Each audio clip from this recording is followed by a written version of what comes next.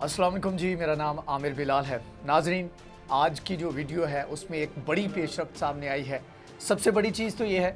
कि ईरान की जानिब से एक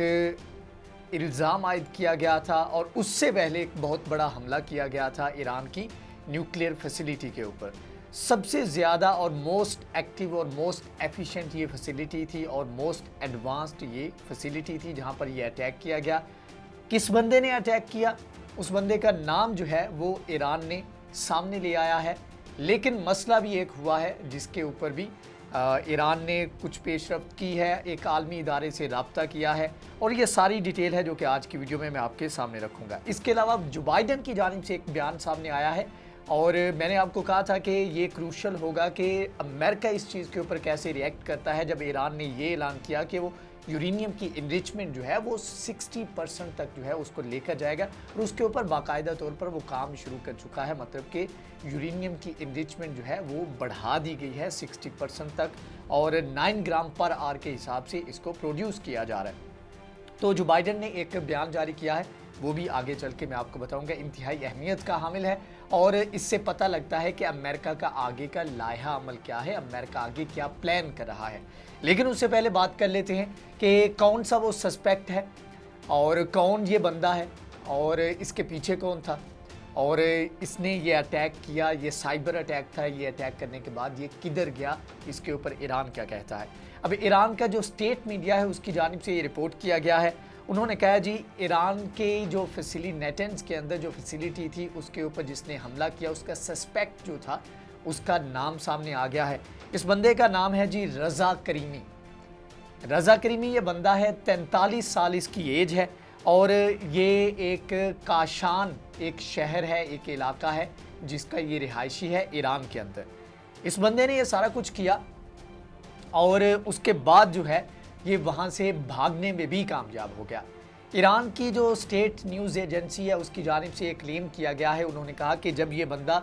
ये अटैक किया गया तो ये अपनी कार्रवाई डाल के अपने सारे इंतजामात करके उससे पहले ही ये मुल्क से जो है ये फ़रार होने में कामयाब हो गया। अब इसके ऊपर जो है ईरान ने कुछ इक़दामात किए हैं। उनमें से सबसे पहला इक़दाम ईरान ने ये किया है कि जो इंटरपोल है उसको दरख्वास्त की है कि ये एक बंदा है, मोस्ट वांटेड है और इसने हमारी फैसिलिटी के ऊपर, जो कि कह सकते हैं कि ईरान के अंदर मोस्ट सिक्योर्ड फैसिलिटी है, जिसको कोई भी, मतलब कि जितनी इसकी सिक्योरिटी हो सकती है किसी भी चीज़ की, किसी भी इदारे की या किसी भी बिल्डिंग की नहीं हो सकती, तो इसके ऊपर अटैक किया और उसमें समहाउ सक्सेसफुल रहा। उन्होंने इंटरपोल से दरख्वास्त की है, लेकिन इंटरपोल जो कि फ्रांस के अंदर इसका इदारा है, इसकी बिल्डिंग है और मतलब कि ये पूरा जो है वहाँ पर बेस करता है, तो उनकी जानिब से फौरी तौर पर कोई जवाब अभी तक सामने नहीं आया। लेकिन ईरान की जानिब से ये कहा गया है कि वो तमाम लीगल चैनल जो है उनका इस्तेमाल करके इस बंदे को किसी भी सूरत में वापस जो है ईरान के अंदर वापस लेकर आएगा। इसके अलावा अब बात करें अगर जो बाइडन की, तो जो बाइडन जो है वो तमाम तर सूरत हाल में अभी तक काफ़ी काम एंड कूल दिखाई देते हैं।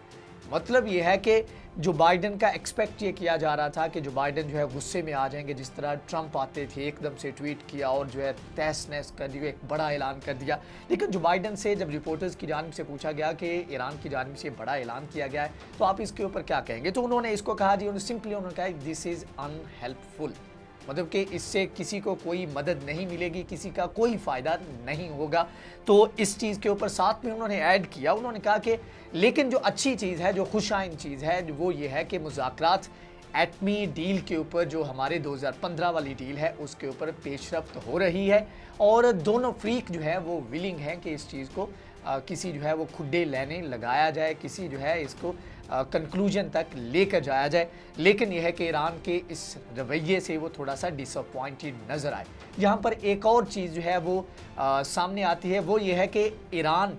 की जानिब से जो इतना बड़ा कदम उठाया गया, इतना बड़ा ऐलान किया गया है, या तो अमेरिका को पहले से पता था या फिर जो ईरान की तरफ से इल्ज़ाम आयद किया जा रहा है वो इल्ज़ाम सच है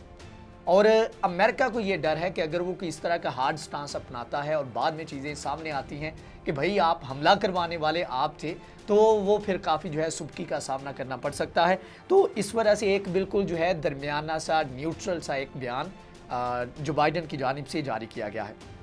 इसके अलावा जवाद ज़रीफ की जानिब से कह लें कि इससे सोच रहा था कि अलग से एक वीडियो करूं, लेकिन चलिए इसके साथ ही मैं आपको बता देता हूं कि जवाद ज़रीफ जो कि वज़ीर ख़ारजा ईरान के, उनकी जानिब से जीसीसी के ऊपर और दूसरे लफ्ज़ों में कह लें कि सऊदी अरब के ऊपर एक बहुत बड़ा इल्ज़ाम आयद किया गया। उन्होंने कहा जी आप मतलब कि बिला वजह जो है ना ऐसे बीच में ना आए, और लगी लिपटी के साथ उन्होंने कहा है, उन्होंने कहा क्योंकि जीसीसी की जानिब से ये तमाम तर जो मुज़ाकरात हो रहे हैं इसमें शमूलियत की अपील की गई है। उन्होंने कहा जी दरख्वास्त की, उन्होंने कहा जी हमें भी इसमें ये तमाम तर प्रोसेस जो चल रहा है इसमें हमें शामिल करें। तो इसके ऊपर ईरान ने पहले भी कैटेगोरिकली कहा था, उसने कहा कि सवाल ही पैदा नहीं होता कि आप इसमें आके बैठ जाएं। आपका जो रवैया है, आपका जो एक बाइस है हमारी तरफ, तो वो पूरी दुनिया के सामने है, तो हम सवाल ही पैदा नहीं होता कि आपको इसमें शामिल होने देंगे।